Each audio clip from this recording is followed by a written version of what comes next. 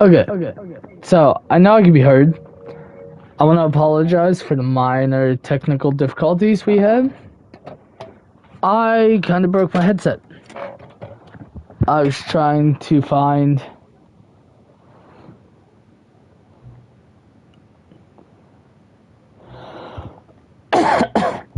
Okay, wait.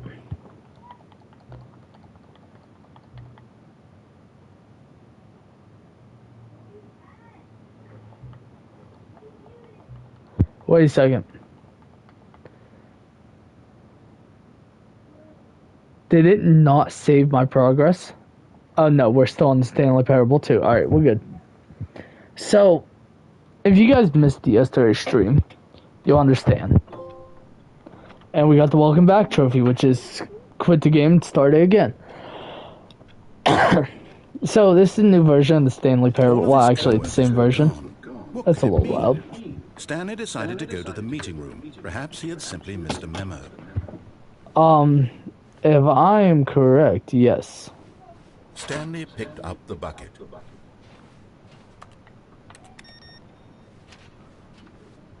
We're keeping this bucket.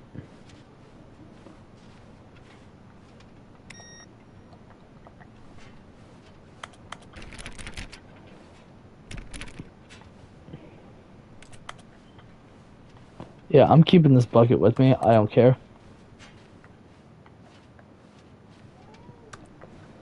Stanley clung the bucket to his cheek. Could his co-workers really all be gone?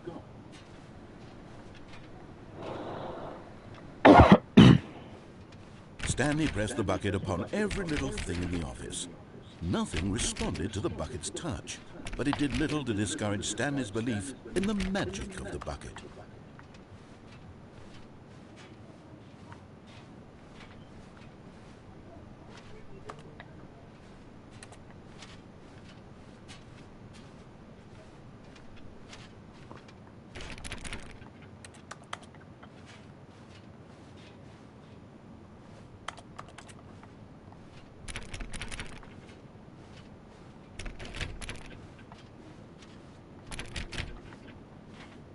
Stanley clutched the bucket tightly to his chest and entered the door on his left.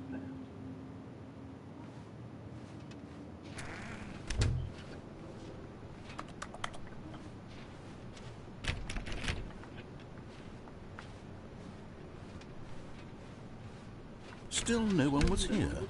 Stanley needed the bucket's warmth and comfort now more than ever.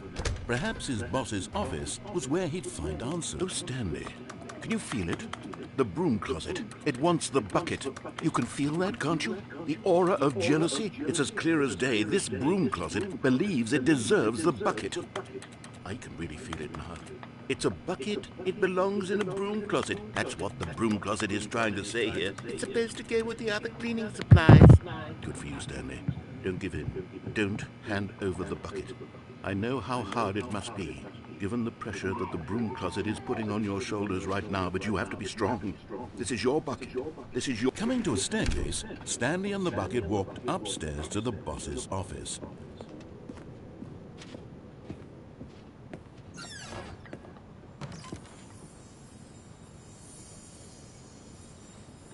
You found one of them. One of the miniature Stanley figurines. Remember, that there was a fucking microphone there. Reward for collecting all of these, only the intrinsic pleasure of a job well done. You can't buy that sort of happiness, Stanley. God knows I've tried. So, I implore you to savor each and every moment you come across one of these beautiful figurines.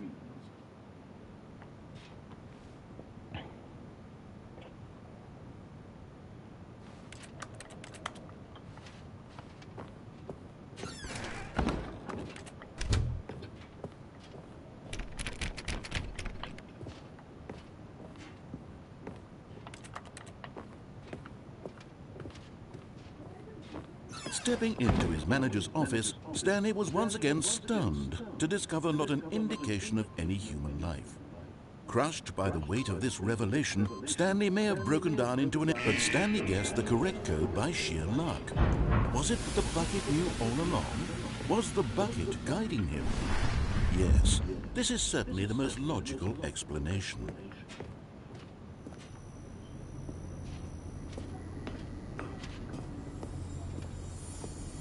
Another miniature Stanley figurine. This, you know, there really must be a snappier name for these things. What about mini-stands? Stanley figs? Or what about Stanlerines? Yes, I think I like that. Another Stanlerine under your belt.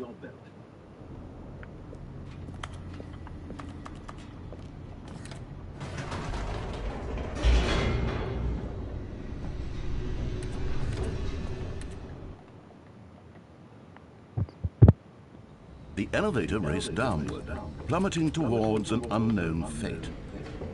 It would be all Stanley could do to keep himself together, if not for the bucket. Soothing him, comforting him, reassuring that in this darkest moment of uncertainty, he would be all right. The bucket is here for you, Stanley. Everything will be fine.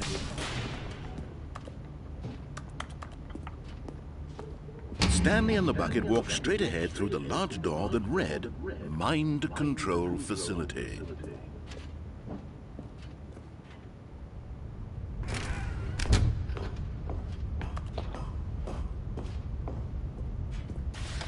The lights rose on an enormous room packed with television screens.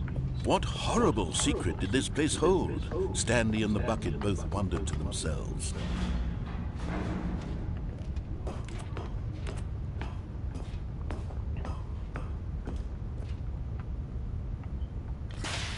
The monitors jumped to life, and Stanley nearly dropped the bucket in shock. Everyone in the office was being videotaped, monitored like guinea pigs.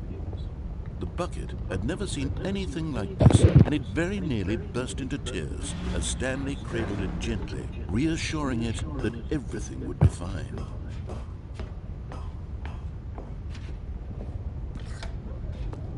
Was the bucket under the mind control facility's influence as well? Had the bucket been told to do things it didn't wish to do? What kinds of things does a bucket want to do or not want to do in the first place? These questions raced furiously in Stanley's feeble mind. No! He screamed into the bucket. He couldn't accept it. His own life in someone else's control. Never! He squeezed the bucket tighter. His one friend in the entire world. At this point, he could trust no one except for the bucket.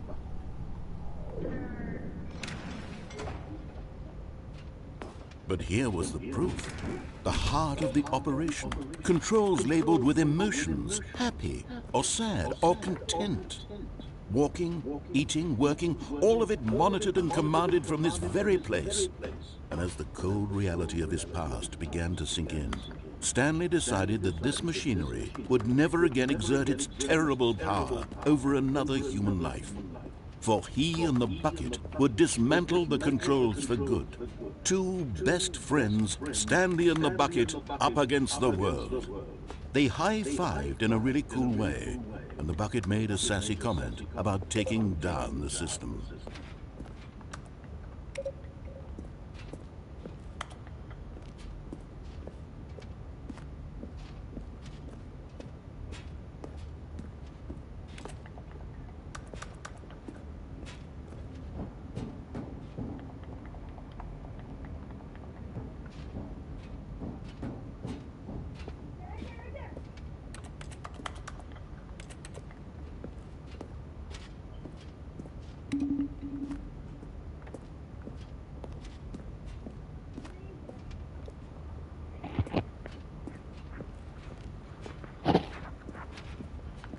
So whenever we did this yesterday, we turned everything off.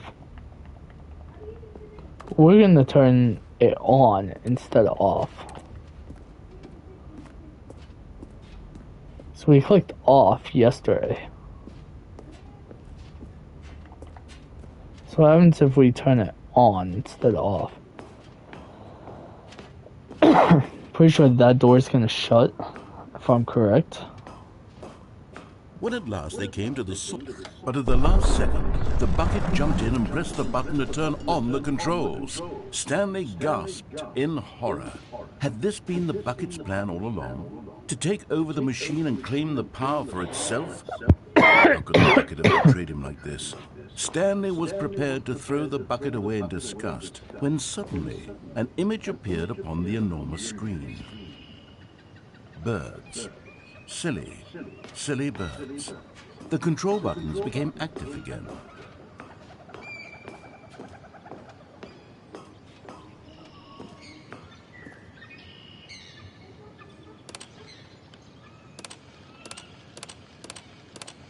Stanley flipped through one video of silly birds after another, and then it dawned on him.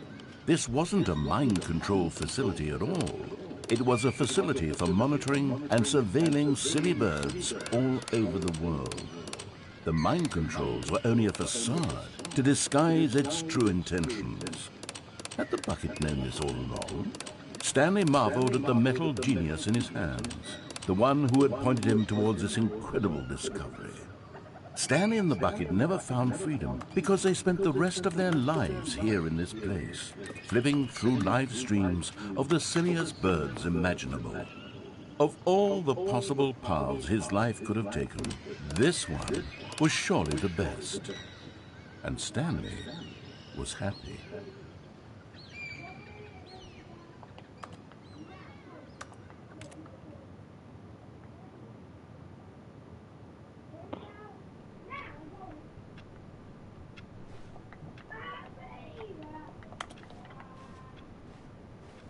All of his co-workers were gone.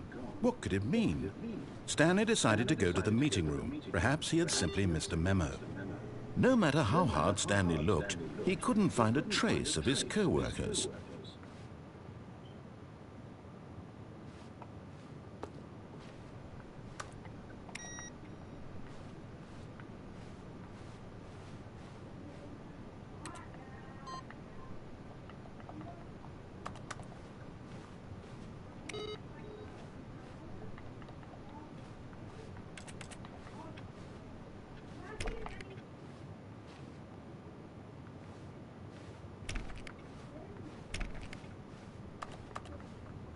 When Stanley came to a set of 2 open doors, he entered the door on his left.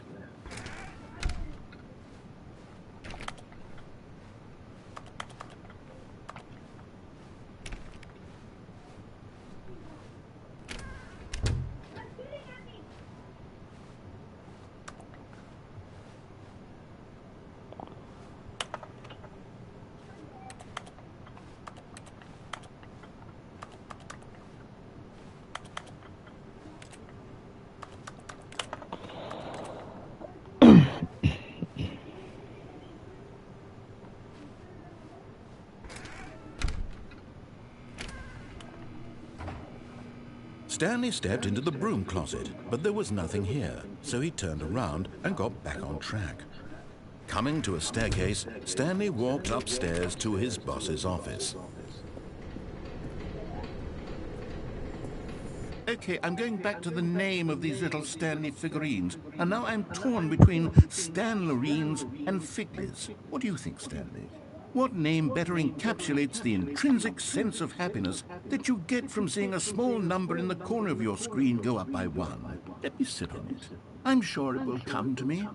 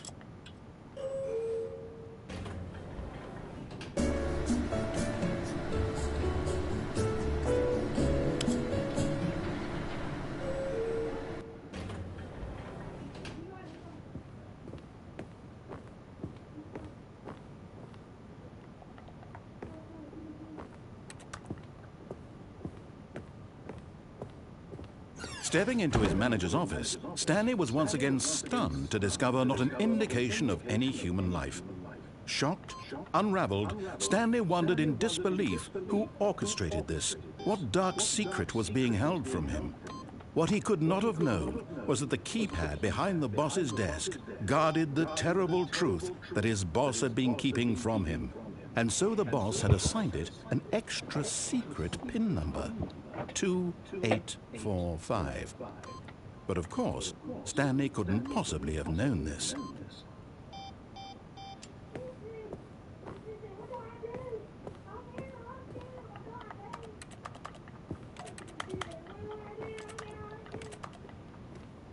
Stanley just sat around twiddling his thumbs. Trying to input anything on the device was useless, since he could never possibly know that the combination was 2845.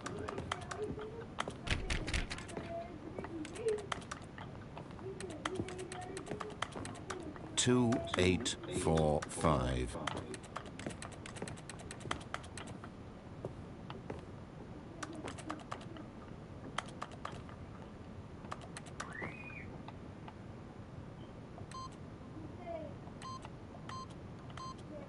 Forgot, but it turns out that the panel's emergency override kicked in, and the door just opened all by itself.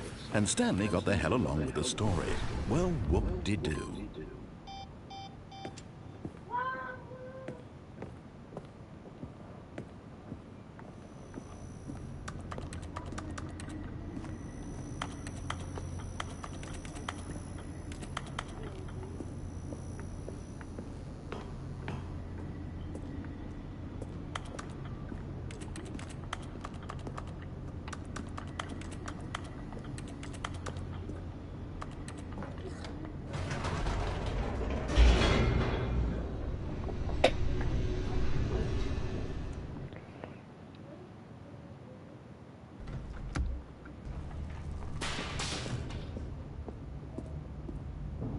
Stanley walked straight ahead through the large door that read Mind Control Facility. Although this passageway had the word Escape written on it, the truth was that at the end of this hall, Stanley would meet his violent death.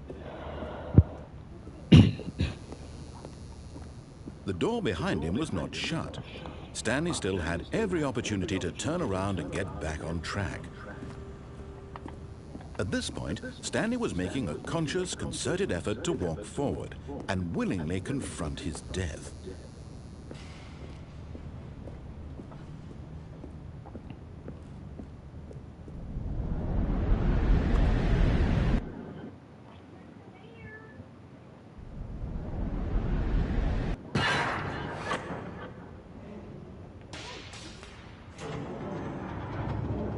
As the machine whirred into motion and Stanley was inched closer and closer to his demise, he reflected that his life had been of no consequence whatsoever.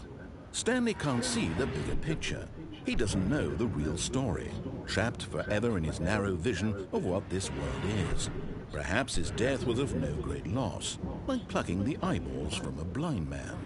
And so he resigned and willingly accepted this violent end to his brief and shallow life. Farewell, Stanley.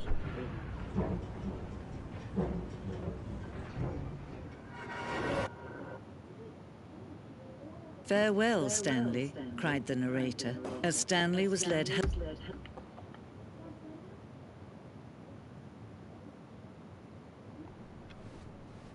All of his co-workers were gone. What could it mean? Stanley decided to go to the meeting room. Perhaps he had simply missed a memo.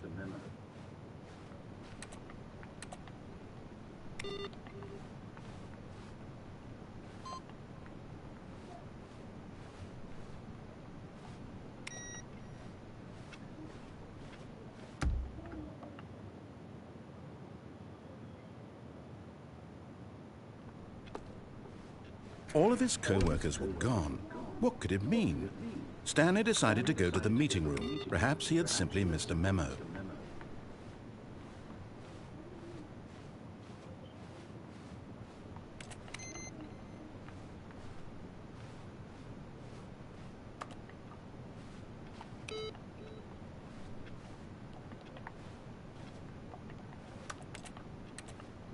Stanley lifted the bucket into his arms, and a wave of comfort rushed over him.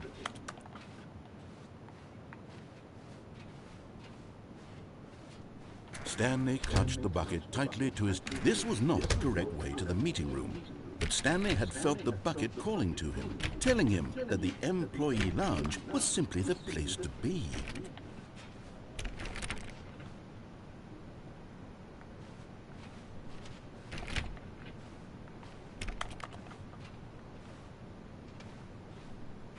And here it was. Had the bucket turned out to be correct? Was this better than the meeting room? Yes, Stanley thought to himself. Yes, perhaps it truly was. How in snow? Never mind. The bucket was wrong. Stanley took the door on his left to go back to the meeting room. And so the two of them detoured through the maintenance section and walked straight ahead to the opposite door.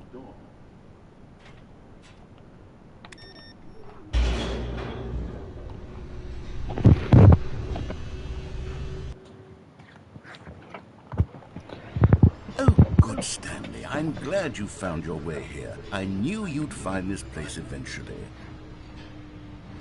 You see, your friends and I are concerned for you, Stanley. We've come together here because we care about you very much. It's this bucket you're carrying around everywhere. The bucket isn't even from the original Stanley Parable. It's just sequel content. We're the ones that matter, Stanley. Classic characters from the first game, like the Adventure Line and the Broom Closet. Because that's what fans want from a sequel. They want more of their favorite jokes, not this bucket that they've never seen before. Yes, I know I'm the one who gave you the bucket, but you're spending too much time with it. Don't you want another story involving the Adventure Line? We could make the Adventure Line go somewhere new. Yes, yes, that's what the fans want. Let's do it. Whee! Look at that wacky line. Who knows where it'll go off to next? Oh, and it played some silly music as well.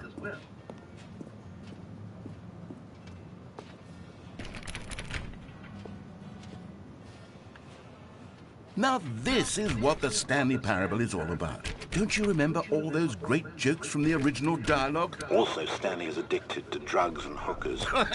Yes, it's as classic now as it was back then. Let's do it for the fans, Stanley. Let's give them more content exactly like this. But if we want to do that, you're going to have to give something up.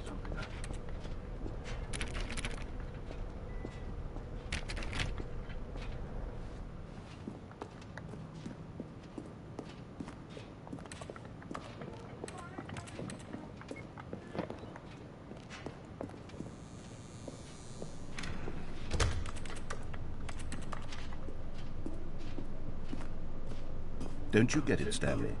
We need to get rid of the bucket. That's why I'm very proud to introduce a brand new character. This is the Bucket Destroyer.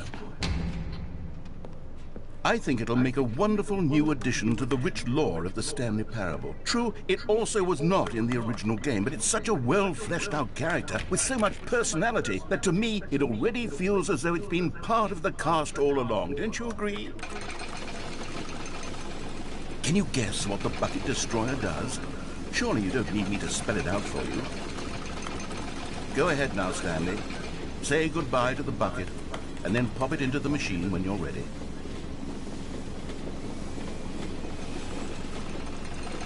Now listen to me. It's crucial that you give it the bucket.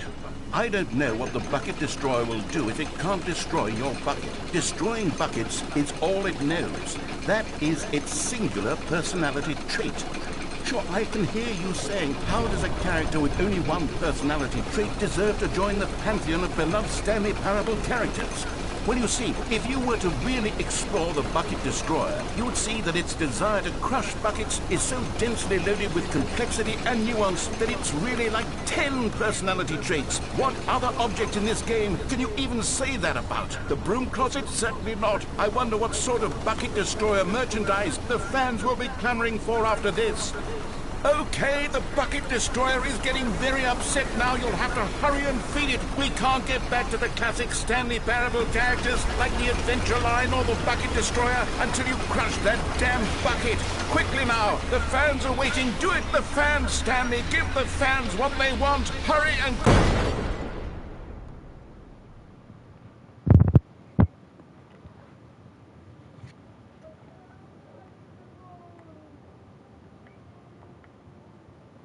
The bucket destroyer.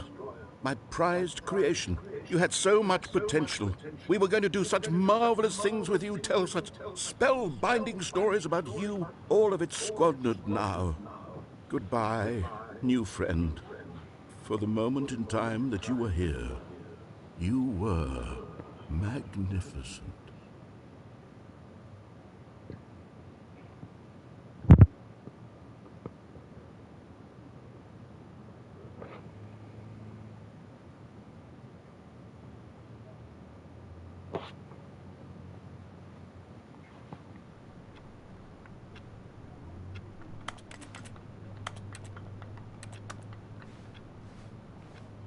The meeting room. Yes, that's where everyone would be. Stanley just needed to get to the meeting room, and from then on, he would never be alone ever again.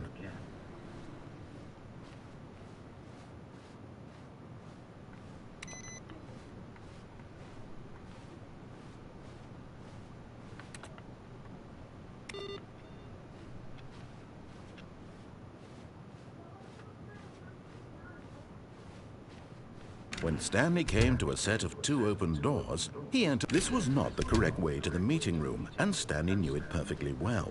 Perhaps he wanted to stop by the employee lounge first, just to admire it. Wow. Yes, this room. What a beautiful room. What a gorgeous, gorgeous room. Thank goodness Stanley had taken this deep. But eager to get back to business, Stanley took the first open door on his left. Stanley was so bad at following directions, it's incredible he wasn't fired years ago.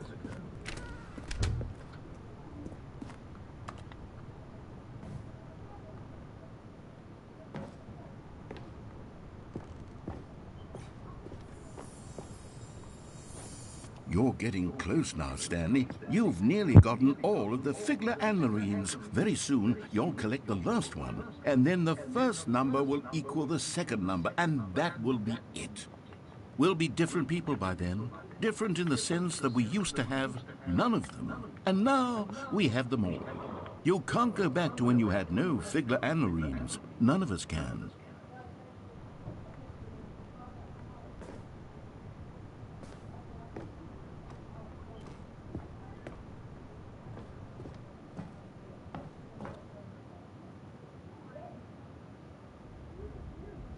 Stanley had now gotten himself so far off the beaten path that it seemed the office had begun.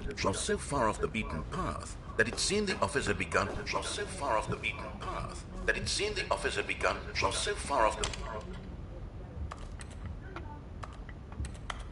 You didn't think I was actually just a recording, did you? What a silly and trite explanation that would be. All the back and forth between you and me, all the absurd adventures we've been through, and it all turns out I'm just a tape recording? It was all just in Stanley's head.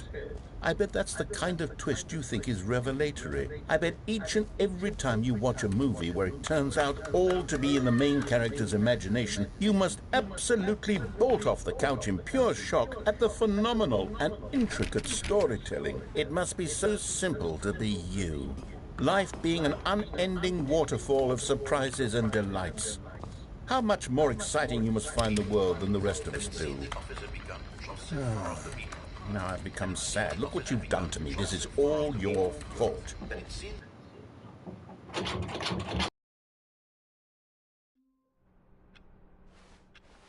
How long was I sitting there? Stanley wondered to himself. Minutes? Days? Centuries? Did something crucial happen while my senses were turned?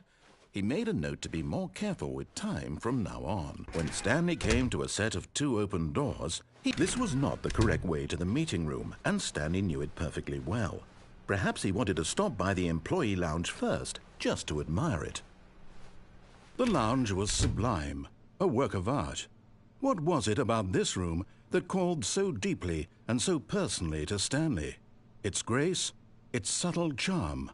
No. Stanley knew it was something deeper, something darker.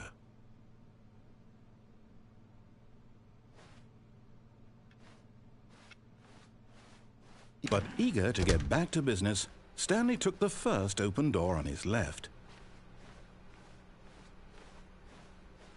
Stanley was so bad at following directions, it's incredible he wasn't fired years ago. Look, Stanley, I think perhaps we've gotten off on the wrong foot here. I'm not your enemy, really, I'm not. I realize that investing your trust in someone else can be difficult, but the fact is that the story has been about nothing but you all this time. There's someone you've been neglecting, Stanley. But in his eagerness to prove that he is in control of the story and no one gets to tell him what to do, Stanley leapt from the platform and plunged to his death. Good job, Stanley. Everyone thinks you are very powerful.